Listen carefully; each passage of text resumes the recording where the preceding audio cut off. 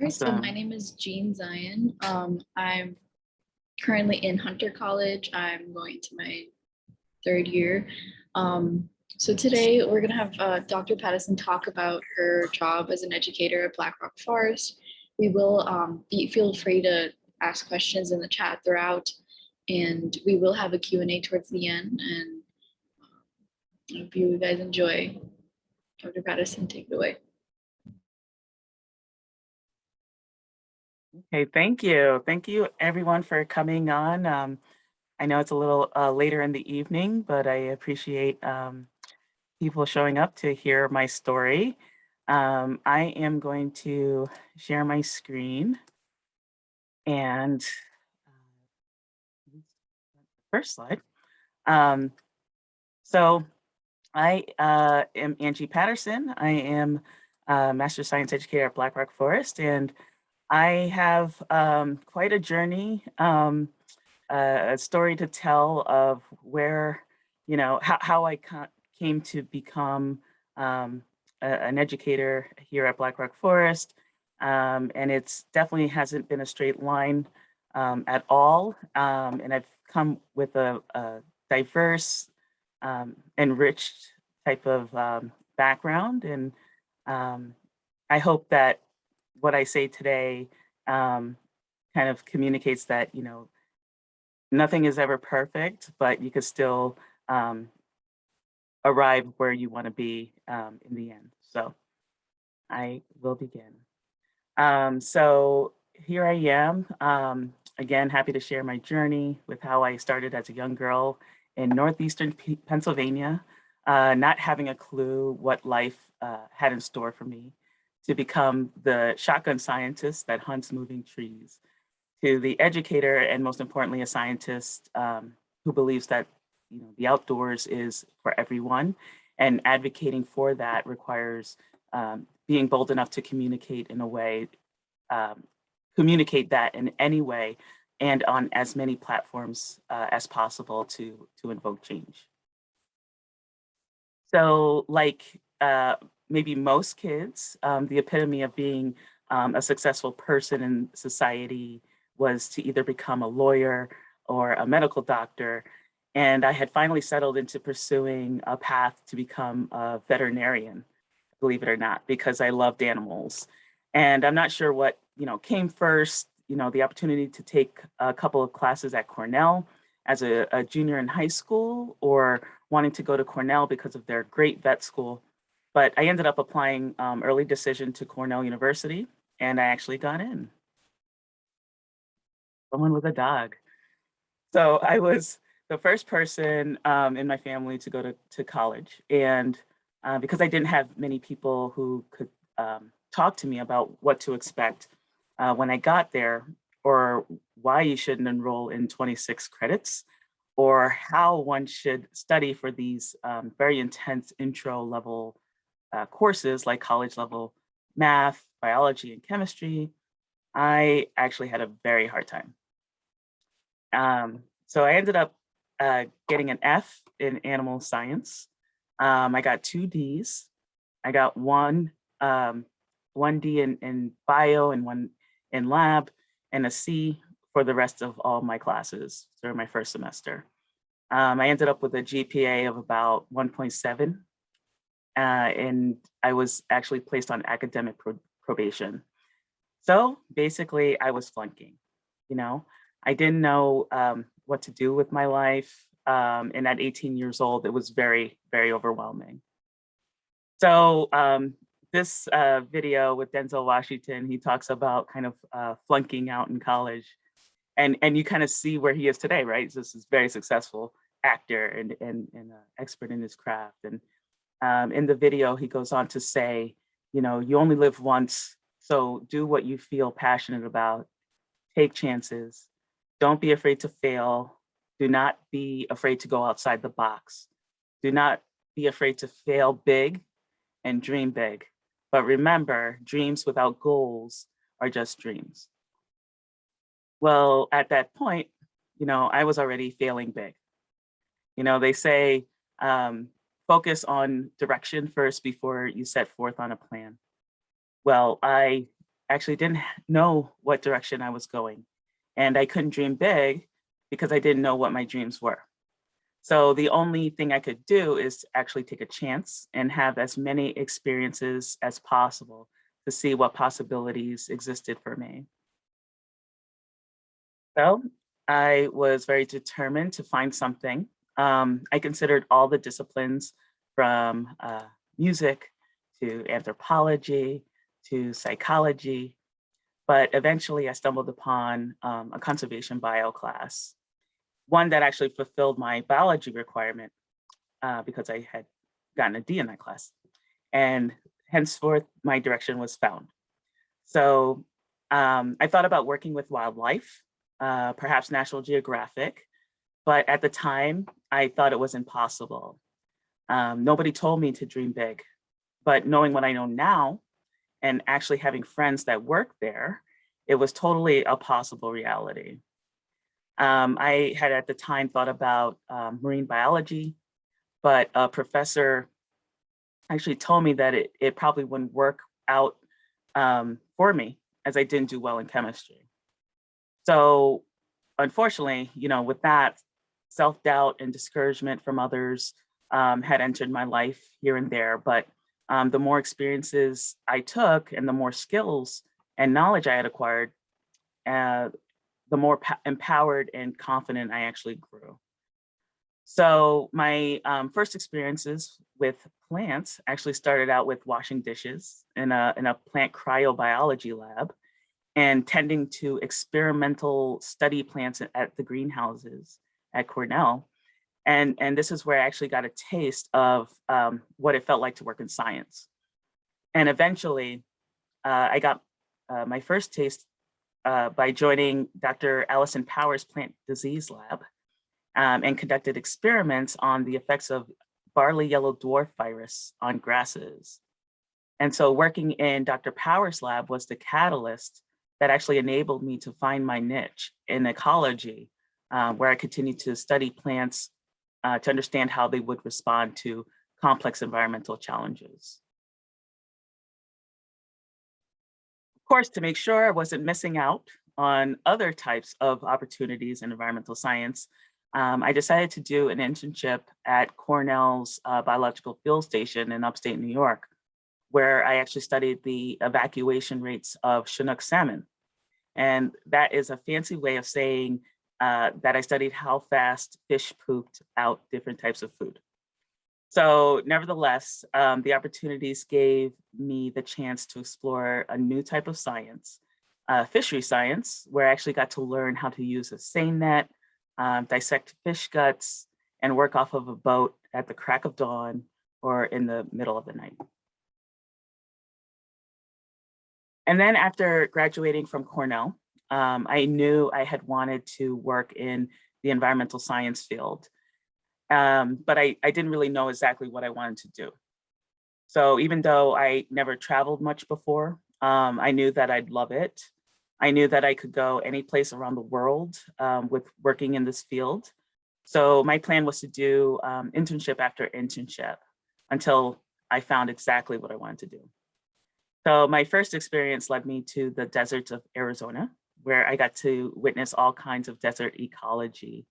And I got to count and use a mist net, to catch bats and see some of the most beautiful sunsets I've ever seen in my life.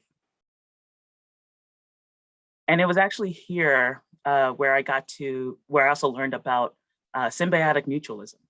Okay, so the special relationship that has evolved over time between two organisms where they both receive the benefits without harm to each other. So the Sinita moth lays its eggs on the flower of the Sinita cactus. And by doing so, the moth pollinates the flowers of the cactus. And the flowers turn into fruit, which falls to the ground, in which the seeds then grow another cactus. And then the larvae, which is inside the fruit, receives nutrients in order for it to grow and develop in a safe environment until it's time to burrow out of the fruit and begin its new life as a moth. So, you might say that me and the desert, in a way, formed our own special relationship where I learned how to explore how to ask questions, how to witness some of the most amazing processes of life that exists in a region of the world that could be considered one of the most harshest environments for most organisms. And, you know, one dusk evening, I actually saw my very first wildcat, bobcat, as it pranced down its way down this rocky hill. And it was a very cute, you know, bobcat indeed. But all I could think of was, oh, where's mama? So that was a very interesting experience.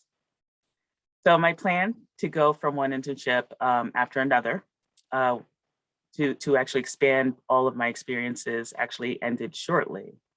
And that was because I ended up taking a job at Barnard College as a research assistant in a plant biology lab under Dr. Hilary Callahan.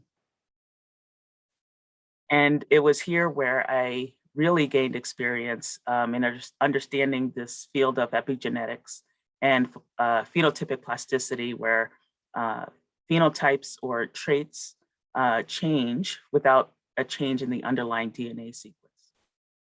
So we had explored phenotypic plasticity of fitness traits for the model lab plant Arabidopsis thaliana. And we also ended up looking at how tree roots change their morphology in response to the presence or absence of mycorrhizal fungi, which you can see here in the lower right-hand photo or left-hand photo of this slide. And then after 3 to 4 years working as a research assistant, I was able to transition to working more on the administrative side of college. So this is where I transitioned into becoming more of a program manager in the environmental science department at Barnard College. And here I was able to manage and run programming that's geared towards exposing the natural sciences to underserved students from underserved communities and from the local area. And I also TA'd a whole bunch of classes that took me to the shores of Long Island and right onto the Hudson River. And I was able to take excursions to do bird watching and really understand more about urban ecology. And then here are some photos of 3 different programs that I was heavily involved with during the time. And this program was the Mellon Undergraduate Research Training Internship at Barnard College, where we took students of color around New York City and the New York region, exposed them to different experiences in environmental science. Obviously, I was kind of in the forefront at our Blackrock Forest Summer Science Camp during the time when it was actually an overnight camp, which was a fun and interesting experience at the same time, dealing with high schoolers and living amongst them. And also, HEAF at Barnard was a program where we partnered with the Harlem Education Activities Fund, I believe. And they were an after-school enrichment program for Harlem kids. And they learned all about brownfields and super fun sites around the city. But we were also able to take them to outdoor spaces at Blackrock Forest.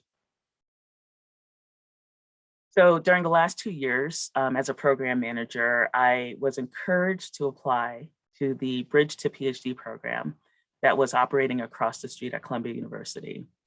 And I knew I wanted to get a higher degree from my bachelor's, but I needed that guidance and support to do so.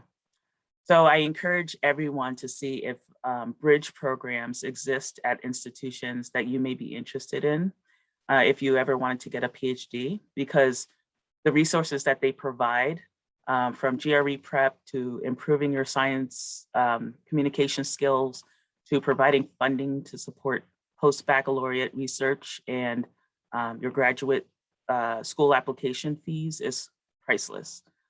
More recently, institutions are actually establishing bridge to professorships for postdocs. So you can also look into that in the future. Well, lo and behold, with the support of the Bridge to PhD program, I was able to pursue my graduate studies under Dr. Kevin Griffin at Columbia University.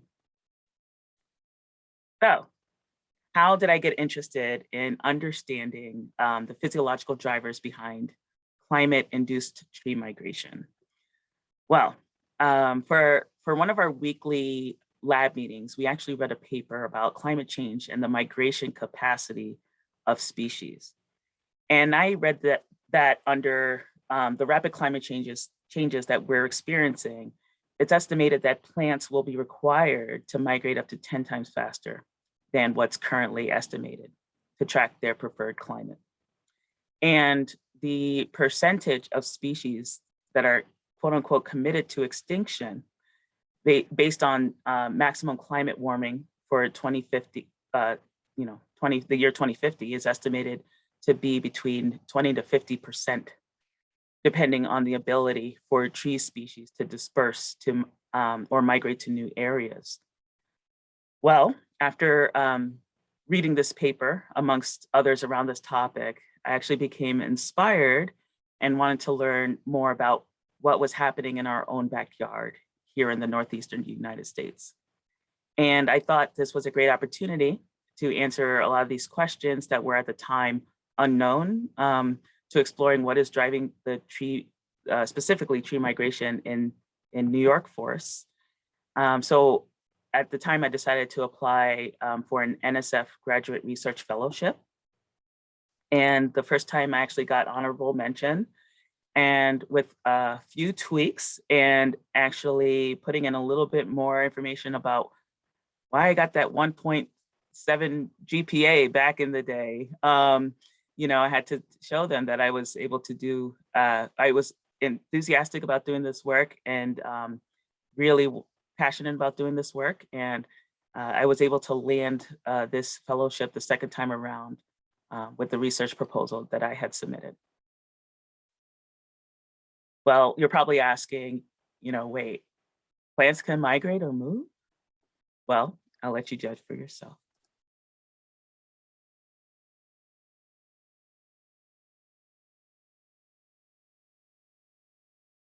I should ask, can you hear it? No, you can't hear it? Oh no, hold on. Here we go.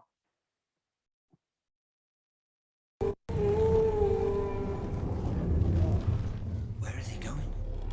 They have business with the orcs. My business is with Isengard tonight, with a rock and stone.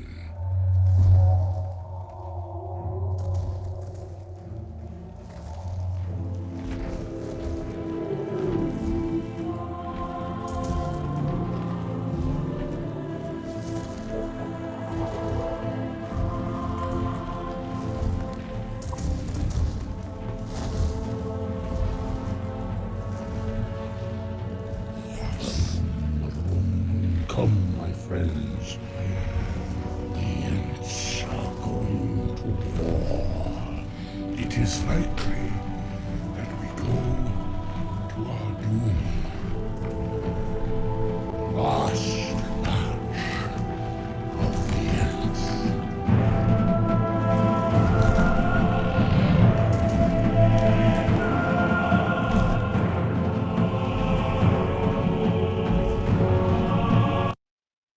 All right. Well, I'm sorry to say that plants can't actually move like animals do, okay? They don't have legs and are instead sessile organisms. So how do they migrate? Well, they solely depend on seed dispersal, or the movement of their seeds in order to establish themselves or reproduce to ensure a thriving population.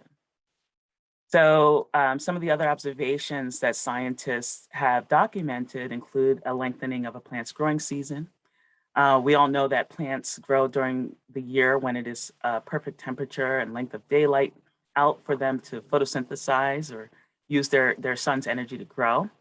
And spring and summer are usually times of year when plants start to put out those leaves and absorb the sun's energy. However, with the temperatures outside getting warmer year after year, scientists are actually noticing that the range of time when plants are actively growing is getting longer, and the flowers that plants produce for successful reproduction begins to grow and open up earlier. So scientists are also seeing a migration where species ranges are either shifting or contracting and expanding. But the migration patterns aren't resulting in plants just moving anywhere. Instead, plants in general are moving or migrating northward, like towards Canada or up mountains, which are cooler and less stressful than where they are now. So just for context, here's a photo that scientists took of a mountainside in Sweden near the Arctic tree line, as depicted by the black lines in the photos. And these tree lines actually mark the boundary where conditions inhibit the growth of shrubs and trees. And in 1977, in the top photo, you can notice that shrubs actually ceased to pass this line. However, as the climate conditions become more favorable, shrubs and trees have actually expanded their range and moved upwards towards mountains. So I was really curious to understand, what was actually happening here in our region of New York, and if we're seeing this migration pattern and what species may or may not be able to tolerate warming. And in this region of the US, the average air temperature has become much warmer over the last 126 years. And this graph over here shows this the departure of the average annual temperatures from this 20th century average. And if we were to draw a trend line across the last 100 years or so, what we find is that temperatures have risen on average about 1.8 degrees Fahrenheit. And if we look closely more at the latter years only, the warming has increased at a faster rate of about half a degree Fahrenheit per decade.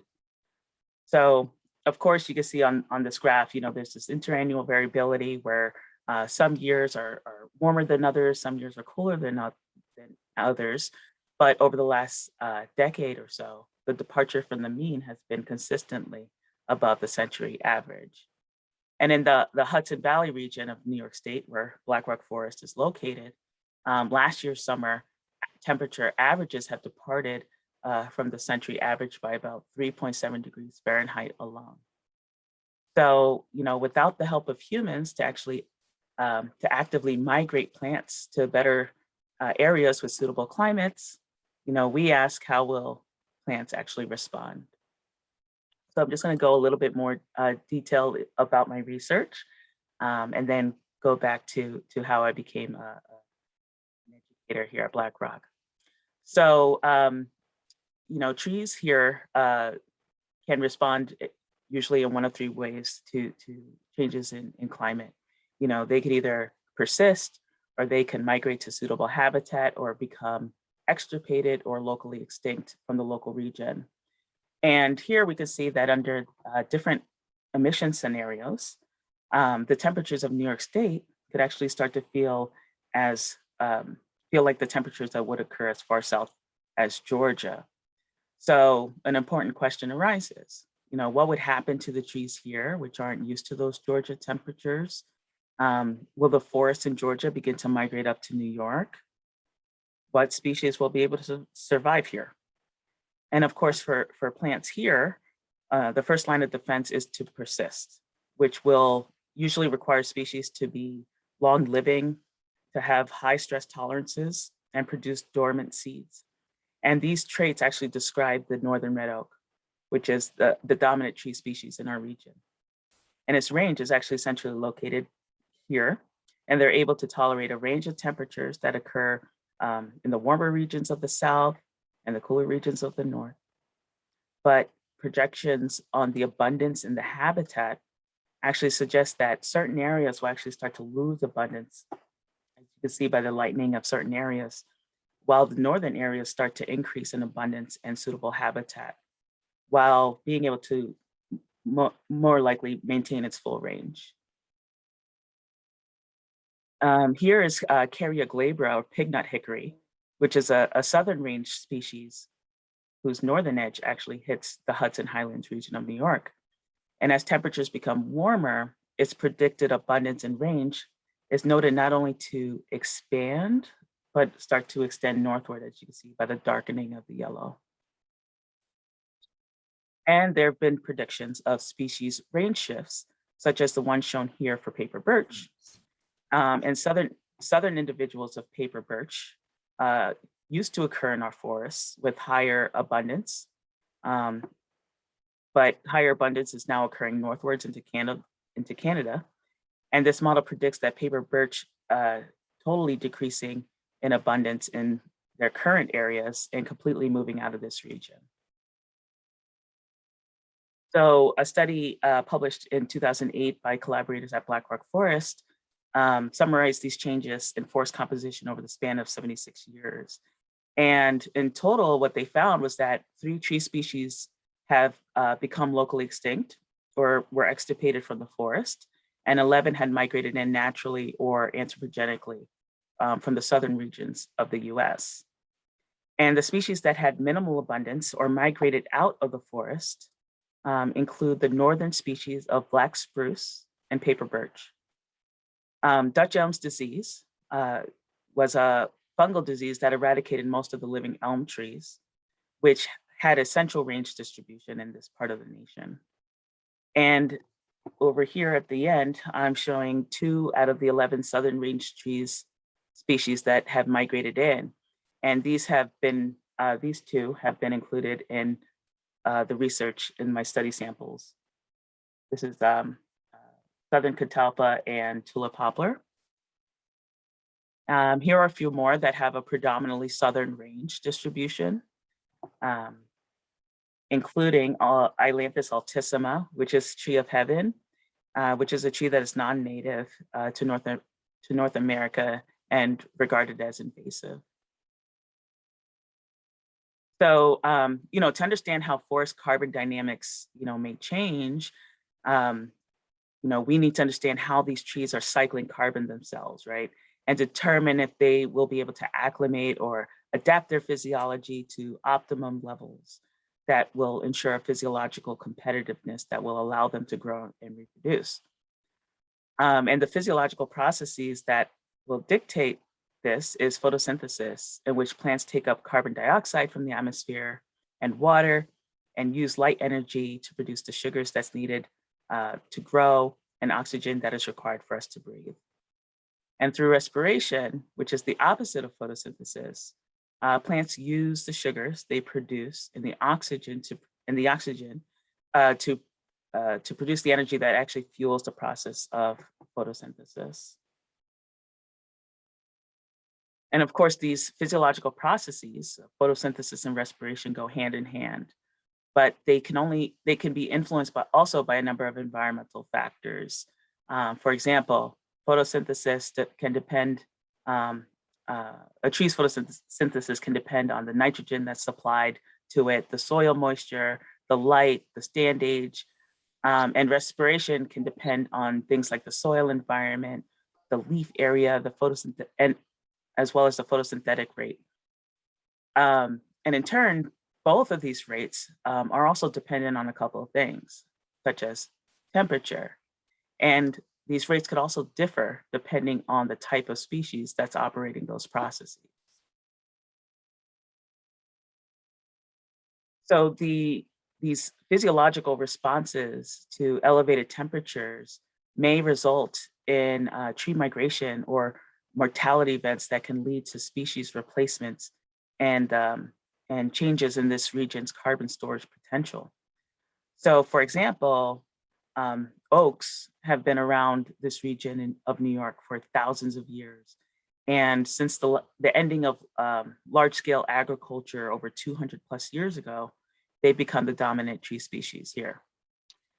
We also know that their long-term persistence is due to their inherent physiological and physical traits once they've actually established and matured, and their dominance in the regrowth of our forest has actually helped make this region a carbon sink. Unfortunately, we also know that oaks are threatened by a number of factors that affect their ability to successfully recruit and establish new oaks in the forest. And these include a loss due to periodic disturbances, such as, here we go, a loss due to lightning strikes or ice storms that actually damage or kill the mature oaks in the overstory. You also have An absence of fires has actually allowed for fire-sensitive species to compete with understory oaks, which have a poor physiological performance compared to red maple and black birch. And the largest threat actually includes deer browsing, which has drastically inhibited oak regeneration, making it easier for migrant and other introduced species to fill that oak's vacant niche. So the replacement of oaks by these introduced or migrant tree species may not only reduce a set of important ecosystem services that oaks provide, but may negatively influence the carbon storage potential of this forest, potentially changing the forest from a sink of CO2 to a source, which further perpetuates warming atmospheric temperatures. So to understand more about how the trees in New York will fare under a warming climate, I set forth to conduct research at Blackrock Forest, which is located, again, about an hour and a half north of New York City. And it's a great place to study this type of work. There's approximately 4,000 acres of forest here, again, predominantly oak. And it has there's a lot of data, long-term research done on species replacement over the last 90 years. And it's also a site where we see these tree range distributions actually overlap. But luckily for me, I had no shortage of recruiting volunteers to help collect branch samples that I used in my study. Using the shotgun method, we were able to retrieve canopy tree branches growing in full sunlight in order to reduce the variation in the physiological response of these sampled leaves. And luckily for me, producers from The Verge Science came to Blackrock Forest to interview me about my work and showcase how I collected samples. And just wanted to share a clip with you. This race is on display in Blackrock Forest, just north of New York City, where for years, Angie has been keeping tabs on the movement of tree species, including the northern red oak. Very important tree species in this forest because it makes up about 70% of the forest composition. As the climate shifts, new trees are also moving in, and the future of the red oak and the whole forest is uncertain. So I'm comparing the physiological responses to temperature of trees in order to see if there's a physiological mechanism that's driving tree migration. To learn how Blackrock's trees respond to changing temperatures, Angie needed leaves. You want to make sure that you have a clean shot because believe me, I've had plenty of leaves with holes in it. For Angie, the best leaves to study were all the way at the top of the canopy because they get a consistent and even amount of sunlight. So we're gonna want to go to the branch towards the middle there, right in that open space. But those leaves are really hard to get to, hence the heavy weaponry. The shotgun was actually a very efficient and cheap way to collect my samples. Over the course of 3 years, Angie used her shotgun. Oh, sorry guys. Let me fast forward This here. race is on display in Blackrock. Collect my samples. Over the course of 3 years, Angie used her shotgun to collect leaves from 23 tree species, including the red oak. Fire!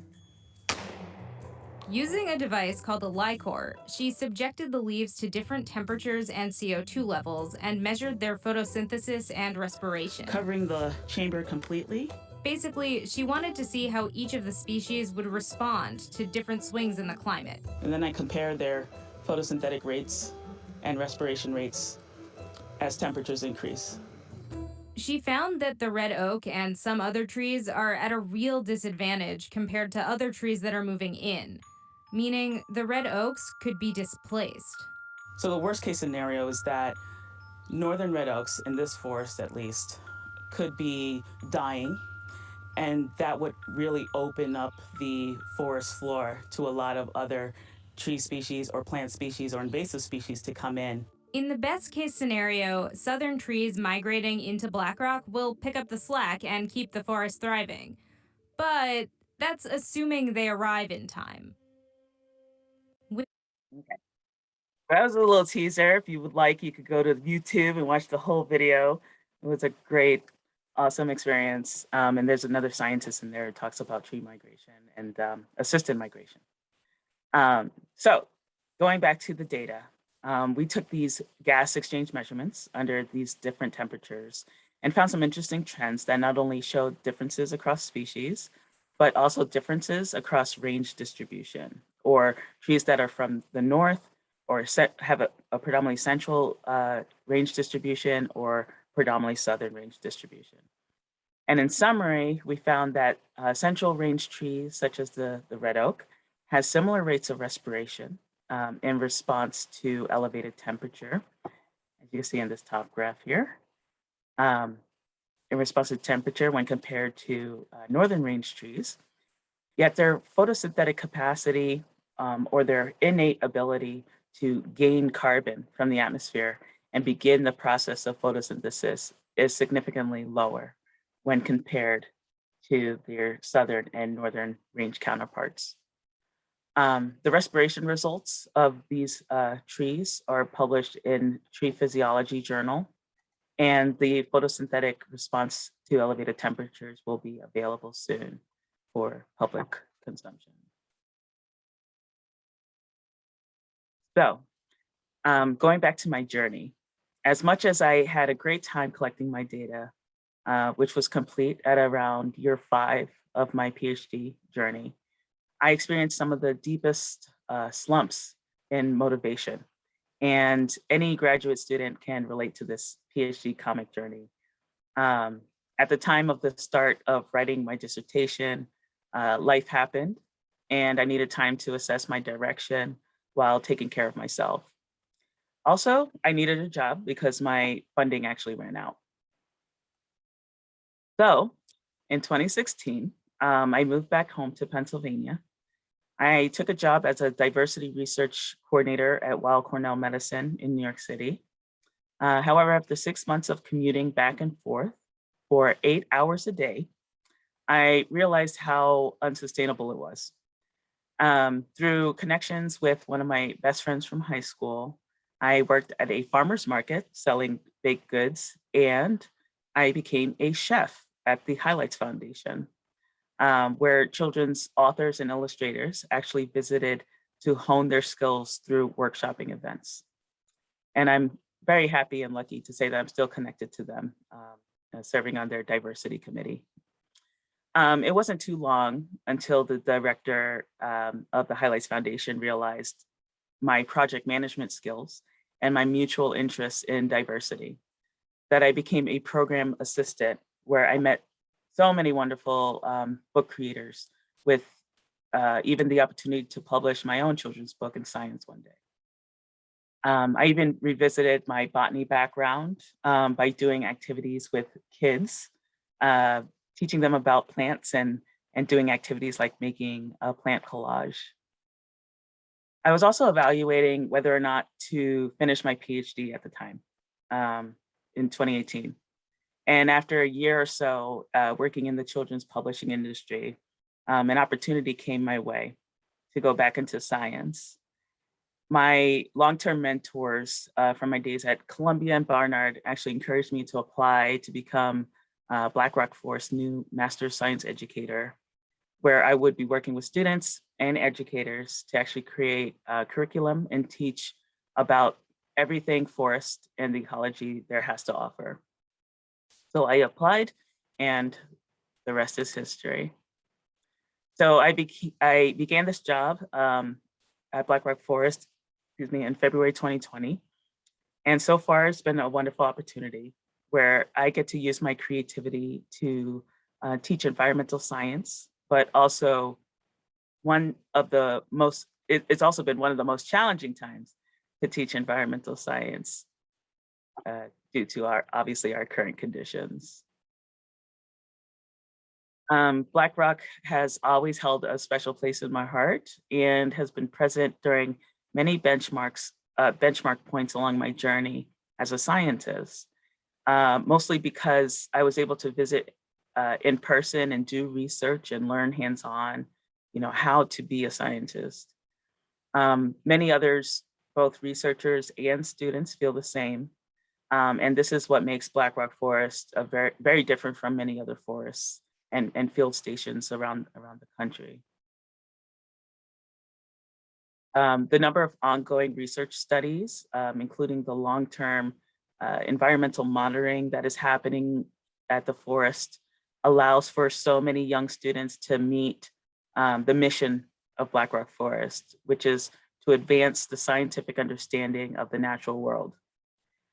Throughout the year, we typically have thousands of students exploring our 4,000 acre forest. But now students, do a hybrid of either learning, being able to come to the forest, learning in person, or learning remotely. And bringing a slice of the forest to the students remotely required some very creative collaborations and use of technology to do so. So in collaboration with the Organization of Biological Field Stations, Blackrock Forest worked on creating virtual habitat walkthroughs, complete with video content guides and lesson plans for teachers who want their students to learn about the unique features you can find in different habitats around the world. And Blackrock Forest is featured in the virtualfield.org. During this time, I was able, to become a producer, a film director, a videographer, an editor, and star of some of our educational films that we created and are now uploaded to our YouTube channel. I'm also making efforts to not only showcase my research in the classrooms, but also make sure that I can show others that representation matters. That Black, Indigenous, and other people of color do enjoy nature and are doing science outdoors, and that diversity, equity, and inclusion should be incorporated into every program, every new initiative, or organizational reform. I've also had a lot of opportunities to read about and engage in conversation regarding how we are communicating science in these times of COVID. What barriers exist for women in science and what it means to be Black in nature. Encouragement, support, and my own drive to complete projects has actually led me to write my dissertation while working full-time during a pandemic, where after 9 years, I had finally completed my degree this past June. So here is just a clip of 360-degree virtual hike that we have done. Hopefully it will come out a little clearer.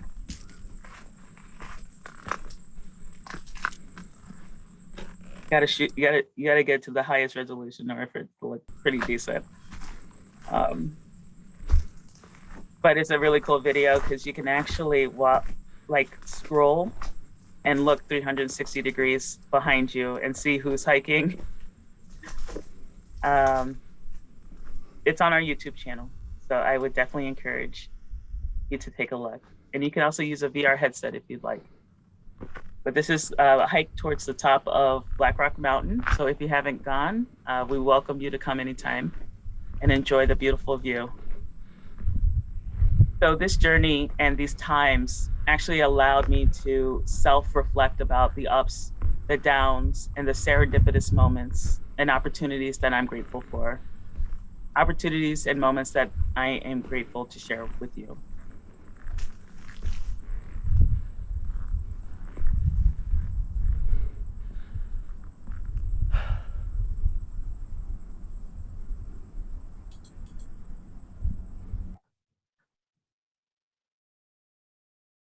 And I just wanted to say thank you for listening to my journey, to my story. Feel free to contact me if you have any questions or want to learn more about anything that I've mentioned in this my little presentation. You could also find me on Twitter. I'm sometimes could be really active, and sometimes I could take a month or so break, but that's just life. Thanks again.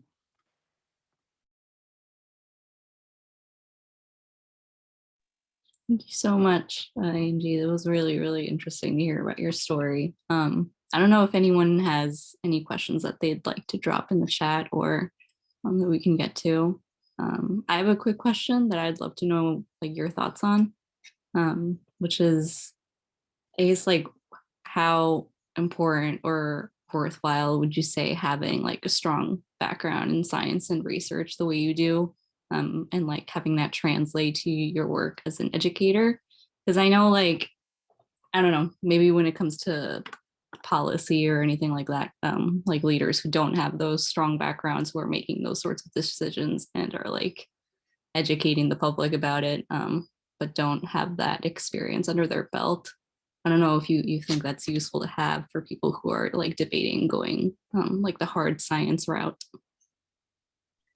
Well, I have to say, coming in with a strong science background definitely helps.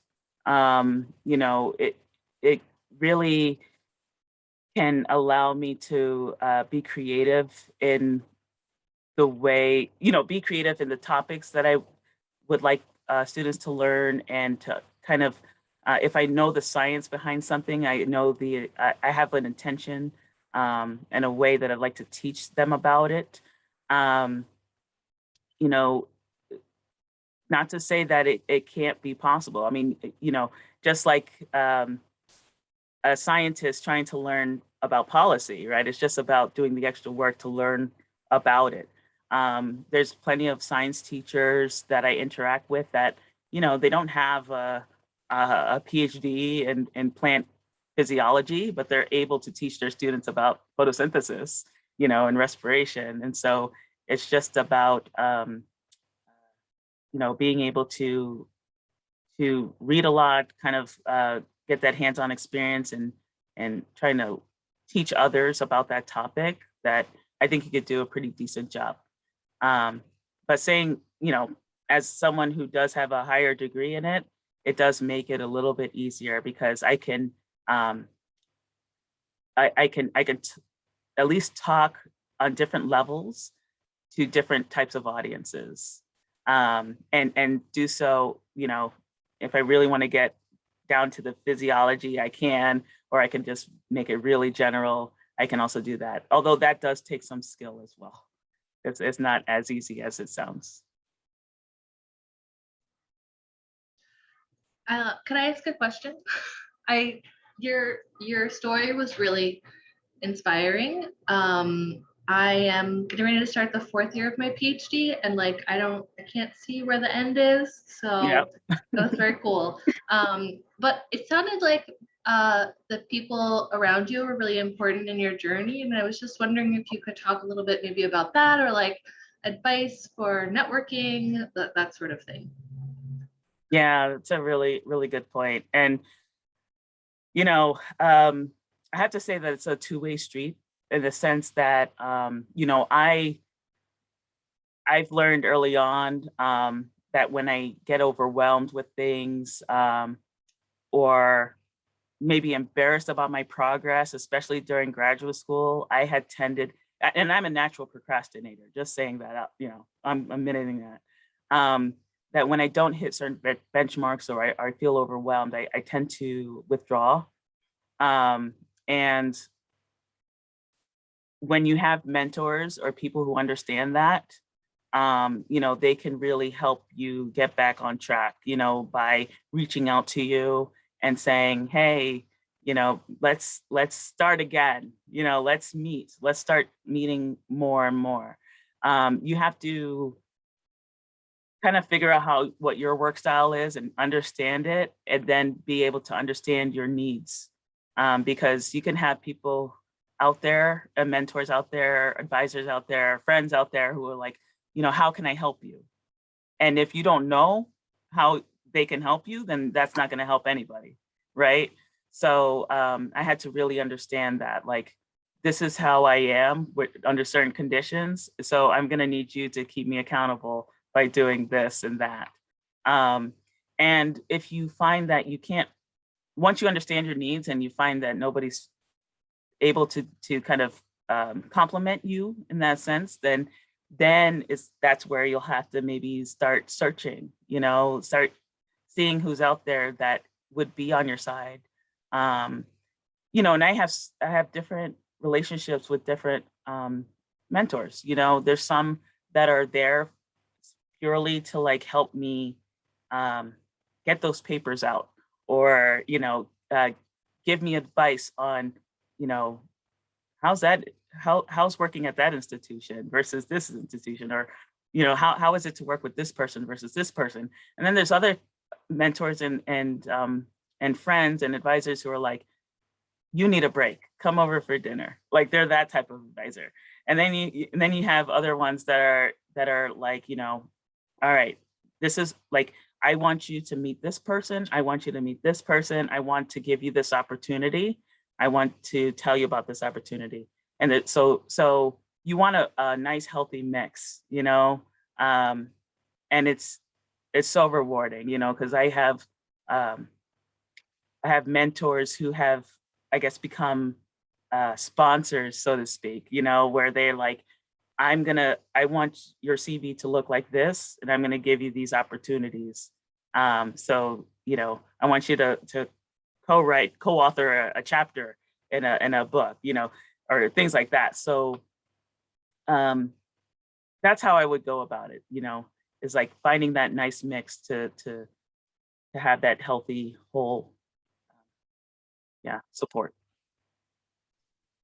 Can I add something to that? I think, Angie, what you said was wonderful and so important. Like essentially, like that need to just kind of figure out for yourself what you need to succeed. Yes. You need from your advisor, or depending on where you are in your career, even what you need in an individual class from that class or from that professor is super important. And you know, like I was really fortunate to have really wonderful advisors that I know were very concerned about what their relationship was like with their students. Mm-hmm. And at the same time, and now like I'm on the end of it of like advising students also, while also, you know, reaching out to my former advisors to still get some mentorship, that even the best intentioned advisors are still walking through life with, you know, their experiences and the people who they've known and advised in the past.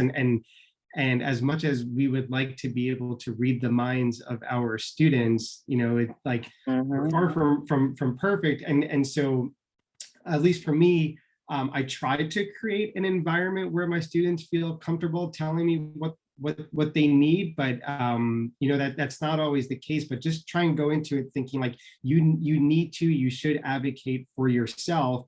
And I think most advisors would not only be highly responsive to that, they would be grateful for that, because I think most advisors, like they want to have a good relationship with their students. They want their students to succeed. And it's like any other relationship. You wouldn't go into a brand new friendship expecting, you know, your new friend to know everything about you and what you need. And you wouldn't go into, you know, a relationship and a more intimate relationship with a partner and expect them right off the bat to know everything about you. And Angie, I'm sure you can attest to, you know, 5-6 years of doing a PhD in a lot of ways it can be like a, you know, some sort of like spousal marital relationship. It's got its ups, it's got its downs. And if you just know all the while that you have a strong foundation there and each person is really genuinely interested in the other's success, I think it makes it a lot easier. But I can't emphasize enough to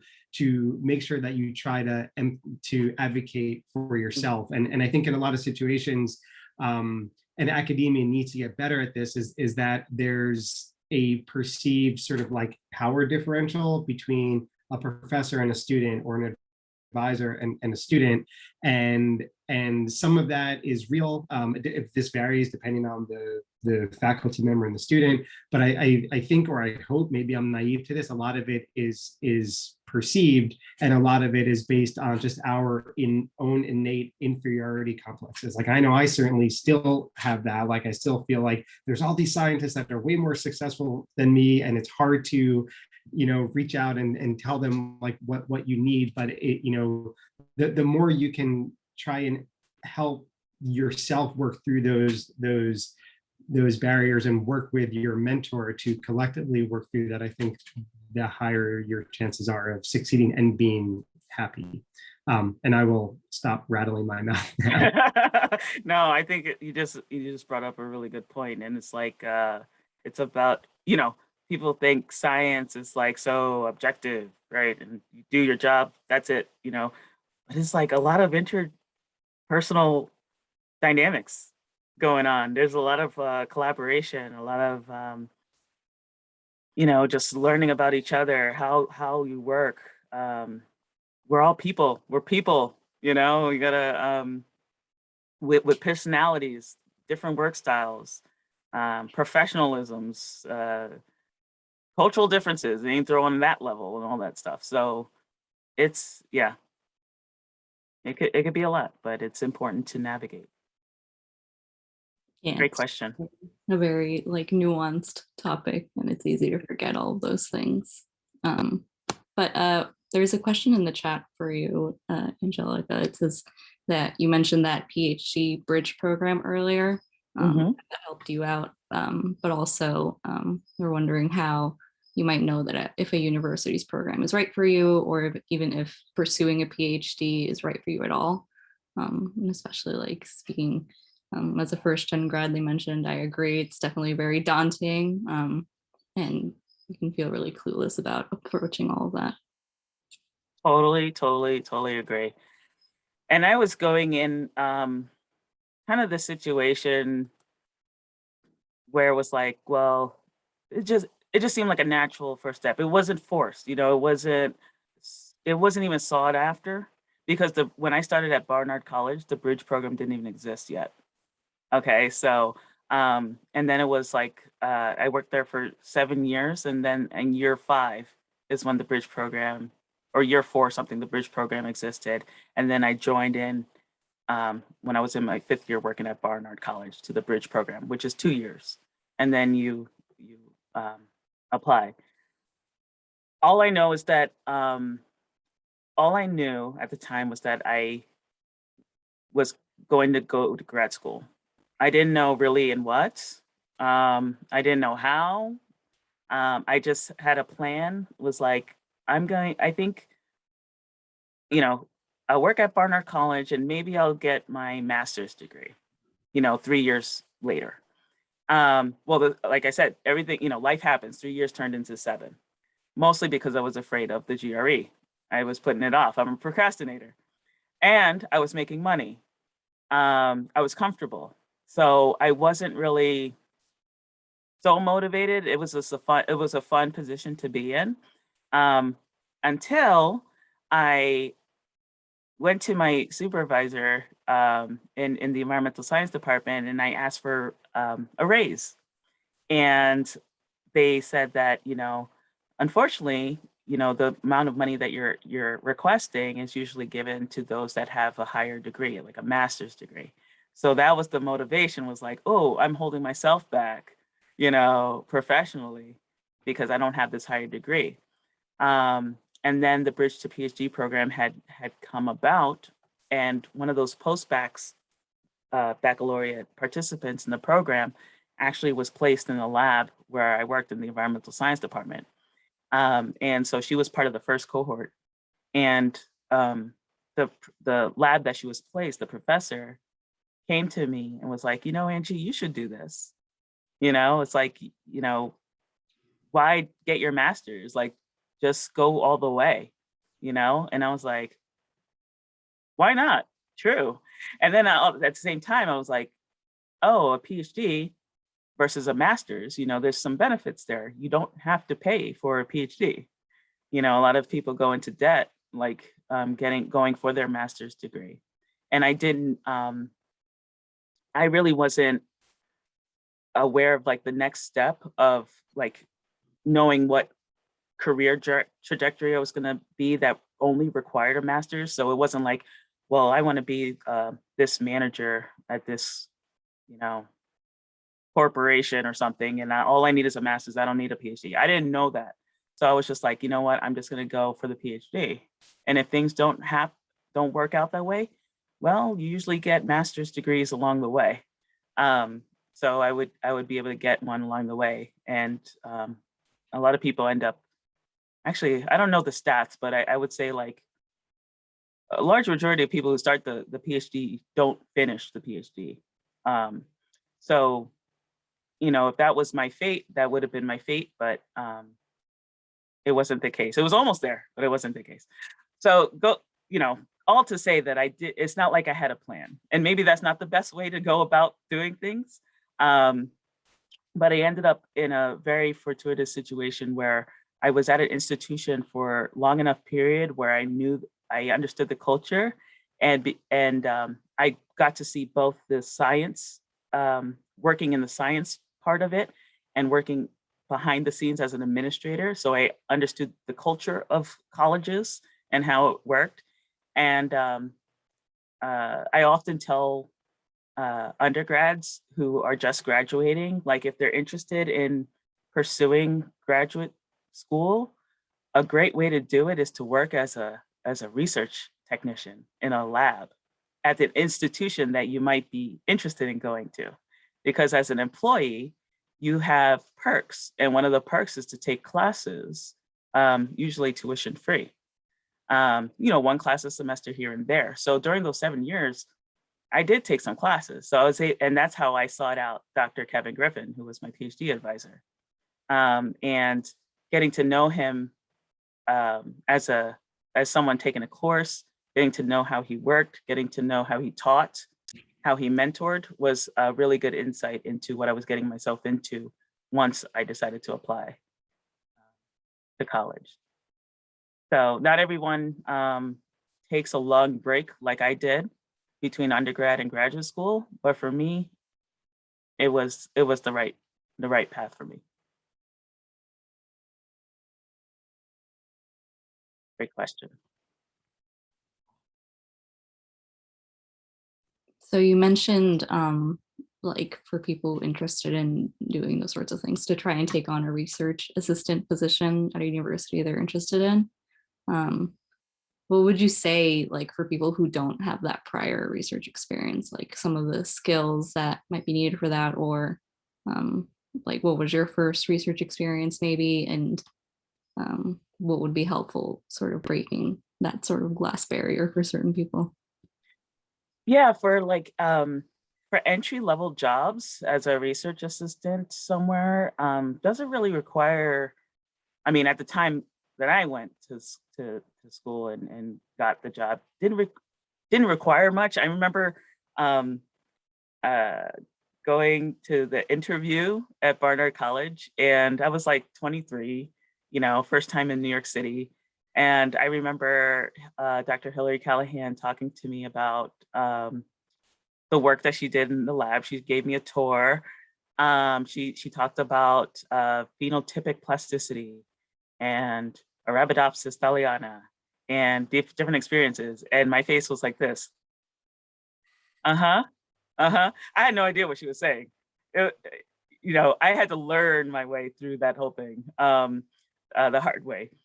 I never took a plant class actually in undergrad. So really diving into that discipline and reading the papers and things like that really happened when I started that job. But I think what she saw in me was that I took some different opportunities and had these experiences during my undergraduate time, right? So I was a work study student.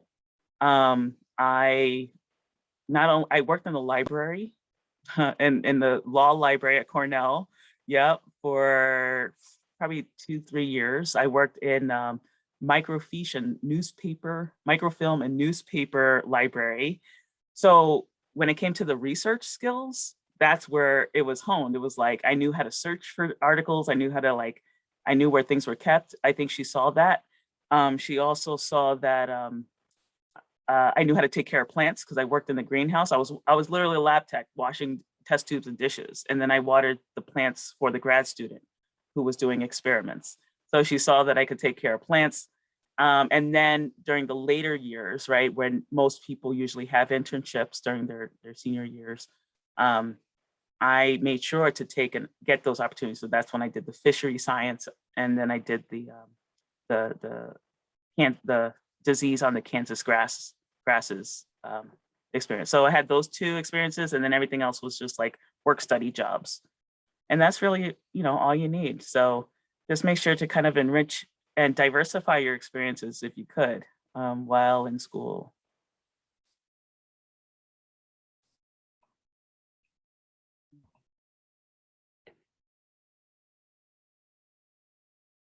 Can I ask one quick question? If no one else has a question that they're dying to ask. So now, and I realize the pandemic changes things a bit, but you work, or I'm guessing you work with students from like maybe grade school or middle school level, and maybe all the way up to college students and beyond. And it seems like you have sort of had like 30 different careers or different stints, different careers at this point, and like a variety of different life experiences even after you became an adult. And I'm wondering if you can speak a little bit to the extent to which you find that diversity in your background might help you in connecting with students. Like I know that at Blackrock Forest works a lot with students from like lower income areas of Newburgh, and students that go to private school, and probably there's a lot of different backgrounds, a lot of different life experiences there. And do you find that you're able to draw from kind of like your own sinuous path to like connect with that wide range of students?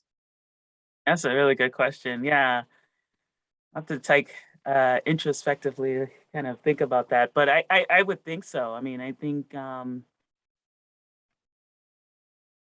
my experiences, my drive to experience so many different opportunities, no matter really much what they were, made me have to interact with so many different types of people, and even really, I grew up in the country. I grew up in northeastern Pennsylvania.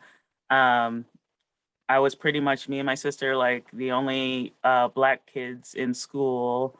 And so I was in that environment where I was already interacting with people who were very different from me.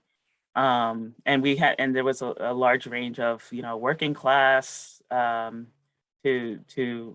really, people not doing well, and to those who are well off, because you did have your lawyers and your doctors in the town.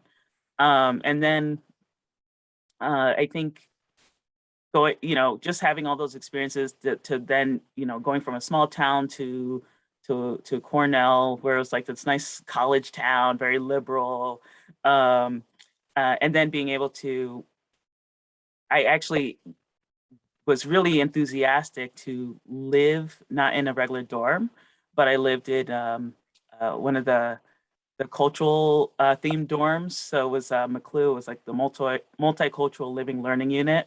And they had like a Native American house. They had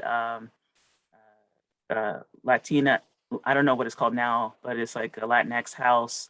And so I wanted to live in a multicultural one, like automatically, because I just wanted to experience so many different diverse people and diverse cultures and interact with different people. So I think innately, I just had this drive to like, live, work, and interact with different types of people from the get-go.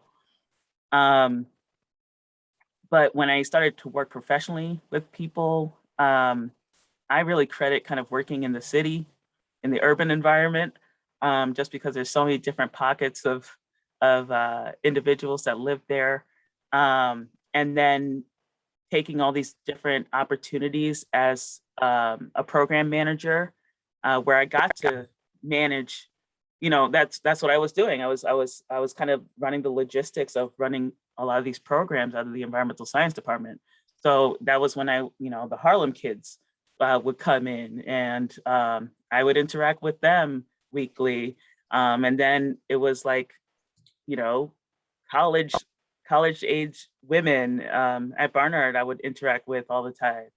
And then when I did the summer science camp and lived with students, that's when I really had the mix of the private school kids versus the public school kids, living all together under one roof. It seemed like it could be kind of a sitcom, and sometimes it was. But it was it, it it really was just all those different experiences that built on top of each other, where you got to really relate. You know, at the end of the day, everybody's human.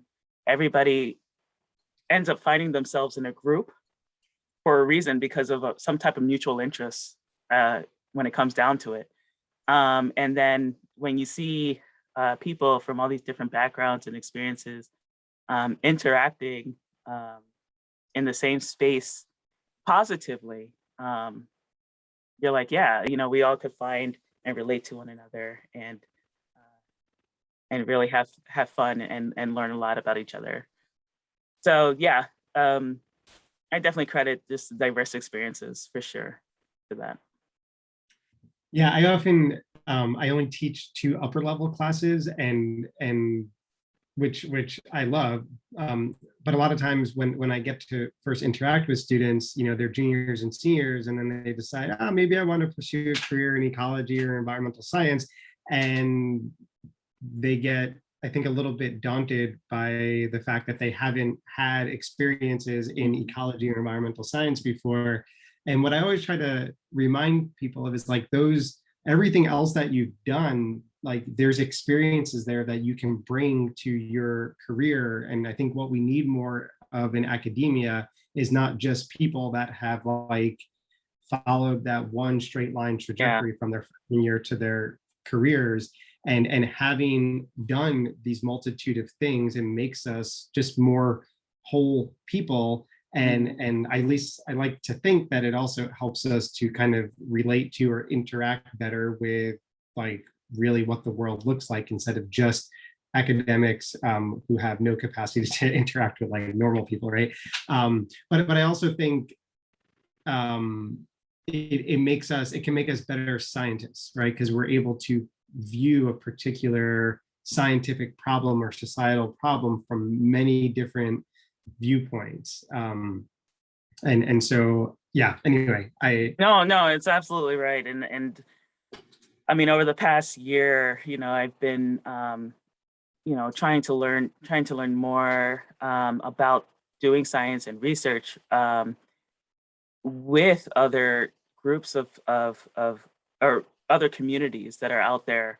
I think I went to a talk on like indigenous knowledge and sharing and doing research as a scientist, and it was you know, just as a scientist, like working with First Nations, and the questions that should be asked is like, you know, how do you go about working with different communities and asking about their needs, and whether or not they even need anything in the first place is a question that can be discussed amongst researchers or whatnot. And and how to kind of bring people, if you want to collaborate with them and work with them in the fold, like what kind of strengths and knowledge that they could share and experiences that they could share to help you kind of complete really rich science that could also give back to the community. So yeah, I think a lot more conversations should be had around this topic in general, for sure. Yeah. So I think a take home for any of you who are listening and you're at the point in your career where you just graduated college or something, and you think like ecology, environmental science, something you want to pursue, but you're panicked that you haven't had those experiences yet. Think about it not from how the experiences you have had might hinder your progress in pursuing a career in science, but how you can use it as a strength to continue pursuing a career in science.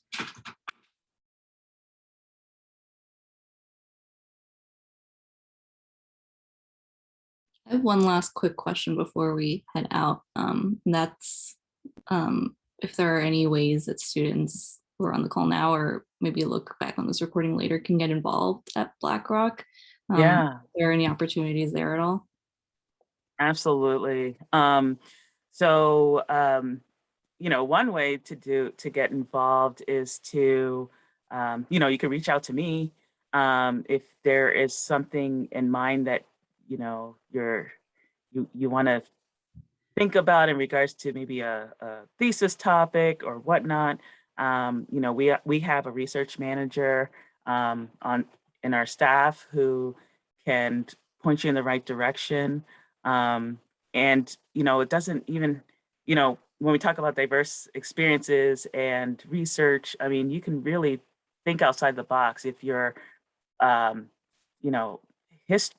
based in history or art. We've had artists in residence come.